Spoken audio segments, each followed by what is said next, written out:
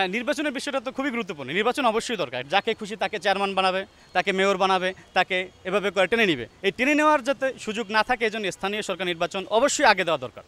Doctor Yunus হচ্ছেন এমন একটি মেধা যা থেকে আমরা মূল্যায়ন করতে পারি নাই।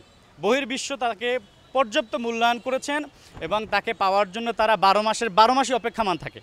কিন্তু আমরা বাঙালি হিসেবে তাকে চিনতে পারি নাই। পাওয়ার পরেও আমরা আমাদের স্বার্থের কারণে তাকে ফ্লোর দিতে চাচ্ছি না। ওই যে আমাদের দেশে একটা কথা আছে, কেউ যদি উপরে উঠতে চায় সবাই মিলে তারা আগে নিচে নামাইতে চায়। ডক্টর ইউনূস যদি দেশে থাকে, সে যদি কোনো অন্যায় করে দুষ্কৃতি করতে চায়, আমাদের ছাত্র জনতা আছে, এরপরে আমাদের জনগণ আছে, ওনারা অবশ্যই দেখবে, আমরা প্রতিবাদ করব। ডক্টর ইউনূস না, যে কেউ যদি অন্যায় করে আমরা প্রতিবাদ করব। ডক্টর ইউনূসের মেধাকে আমরা কাজে লাগাতে পারলে অবশ্যই আশা করা যায় আমাদের দেশ ভালো চলবে। পরবর্তীতে নির্বাচিত সরকারের পরেও ডক্টর ইউনূসকে যদি আমরা আমাদের দেশের উপদেষ্টা পরিষদের সিনিয়র পর্যায়ে রাখতে পারি, তাহলে আশা করা যায় তার মাধ্যমে আমাদের দেশ উন্নত হবে। হ্যাঁ, নির্বাচনের বিষয়টা তো খুবই গুরুত্বপূর্ণ। নির্বাচন অবশ্যই দরকার। একটি গণতান্ত্রিক দেশে নির্বাচন বাদ দিয়ে সরকারকে স্থায়ী হওয়ার সুযোগ নেই।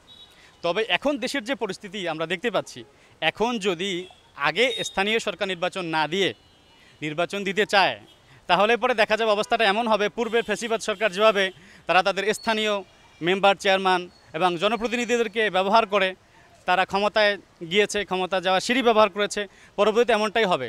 তবে যদি আমরা স্বচ্ছ নির্বাচন চাই, তাহলে জনগণকে উদ্বুদ্ধ করা নির্বাচনের জন্য এবং স্থানীয় যে নির্বাচন আছে ওইটা আগে দিয়ে অন্তত একটা স্বচ্ছতা প্রমাণ করা যে না, আমরা এখন স্বচ্ছ নির্বাচন দিতে প্রস্তুত আছি।